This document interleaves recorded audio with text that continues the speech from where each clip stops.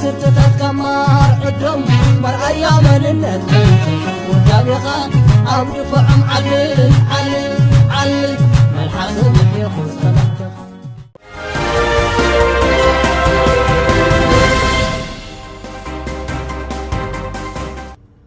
سبر زينها حية سراويت تግራይ ንልዕሊ 10 መዓልትታት ወፍሪ ኣሉላ ኣባ ነጋ ከካይዶ ጽንሐ መጠነ ሰፊሕ ፀረ መጥቃዕቲ ልዕሊ 33,000 ሰራዊት ፋሽስቲ አብይ አሕመድ ካብ ጥቕሚ ወጻኢ ብምግባር ብመስተንክራዊ ዓወታት ተጸንቢሩ ተዛዚሙሎም መቐጸልታ ወፍሪ ኣሉላ ኣባ ነጋ ዝኾነም ብዕለት 16 ሰነ 2013 ዓመተ ምህረት ረፋድ ዝጀመረም ሰፊሕ መጥቃዕቲ ንክፍላተ ሰራዊት 23 24 25 ከምኡውን ሓደ ብርጌድን ክልተ በጦሎንን መበል 12 ክፍለ ሰራዊት ተረፍ መረፍ አባላት መበል 31 ክፍለ ሰራዊትን ናብ ሰራዊት ክሕወስ ተባሂሉ ካብ ክልል አምሓራ ዝመጸ ፍሉይ ሓይሊ አምሓራን ፋኖን ዝሓወሰም ልዕሊ 20,000 ሰራዊት ፋሽስቲ አብይ አሕመድ ተደምሲስሎ ብኻልእ ገጽ ካብ ሱሉልታ በአንፈት ላሊበላን ሰቆጣን ዝተበገሰ ሓደ ኮማንዶ ብርጌድን ፍሉይ ሓይልን ፋኖን አምሓራም ብጅግና ሰራዊትና ተጸፊዑ ዝመውት ሞይቱ ዝተረፈ ሓይሊ ድማ ተበታቲኑሎ ኣብዚ ፍሉይ መስተንክራዊ ጽንዓትን ጅግንነትን ዝተርኣየሉ ስርሒት ሰራዊትና ልዕሊ 18,300 ወተሃደራት ጸላኢን ትሞቱ 2,655 ድማ ተማሪኾም ኣለዉ ኣብዚ ዝተኻየደ በርቃው መጥቃዕቲ 1122 ሚሜ መድፍዕ 620 ሚሜ ሞርታር 3582 ሚሜ ሞርታር 623 307 ሮኬት ተወንጫፊ 81 ዶሽቃ 330 ብሬን ብኣሽሓት ዝግመት ስናይፐርን ክላሽንን ተማሪኹሎ ብተወሳኺ 338 መራኸብ ሬድዮን 247 ዝተፈላለያ ወተሃደራዊ መኻይንን ድማ ንብረት ሰራዊትና ኮይኑሎ ከምኡውን 6 መድፍዕ 307 ሮኬት ተወንጫፊ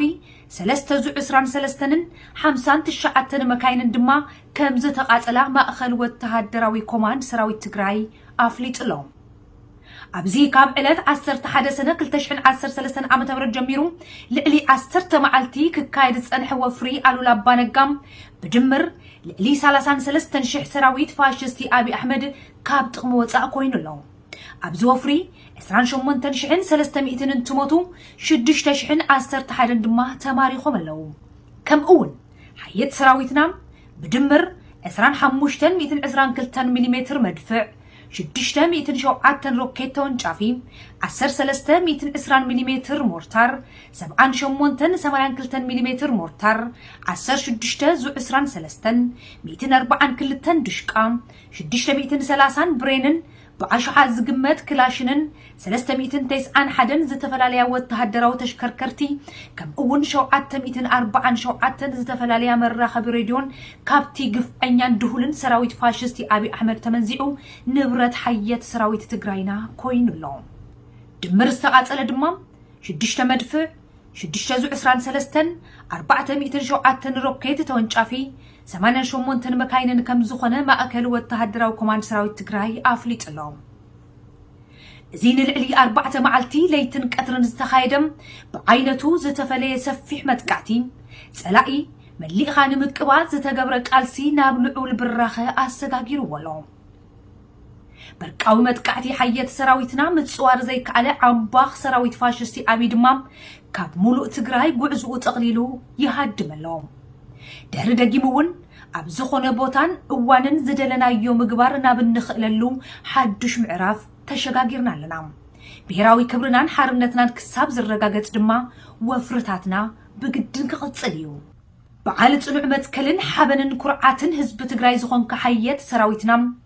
እዚ በዓይነቱ ዝተፈለየ ህልኽ ጽንዓትን ጸዋርነትን ዝሓትት ወፍሪ ብልዑል ጥበብን ብልሓትን ልዕሊ ግምትና ተዓዊትካ ኣለኻ መከራ ጻምእ ጥሜት ከይበድህካ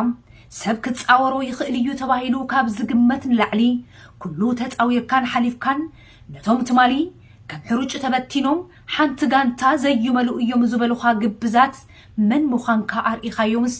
ታሪኽ ዘይርስዖ ቅያን ጅግንነትን እውን ፈጺምካ ኣለኻ ብስርሒትካ እውን اتستغفع حزبخا تأسم لبوك ستي غيركايو لخا بصنعتكا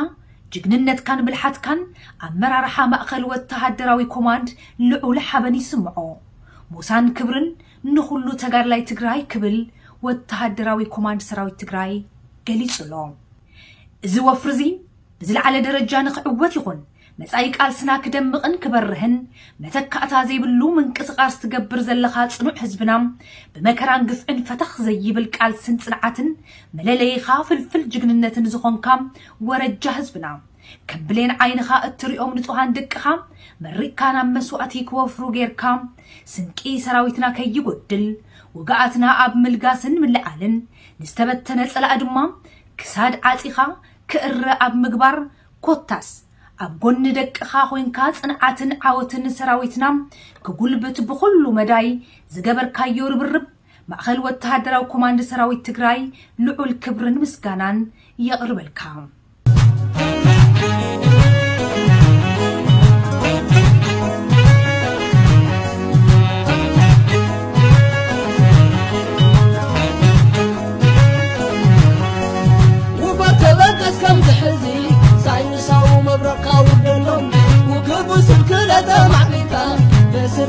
كمار عدم مرأي مننت ودابخا أو دفعم علل ملحظم يخوص خلقتك بأركز خبركم تملكتنا نحناون نتي جگنا حيات سراويت تقراينا نتي عقلا من وحلون لخونا هزبنا هزب تقراي نملأ فتوتنان ندقف تزقالسنان بتي ترخيبو ذلو مستنكراوي عوت انكوا دس بلنا دس بلكم كنبل نفوتو حلواتنا ندحننتنا نبقلصمنا تقراي تسعر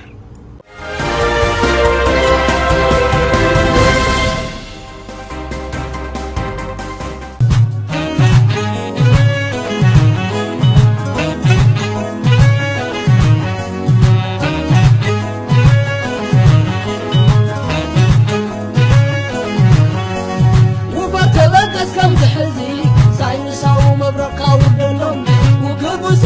معبيكا بستتات كمار عدم مرأي مننت ودابخا أو دفعم علل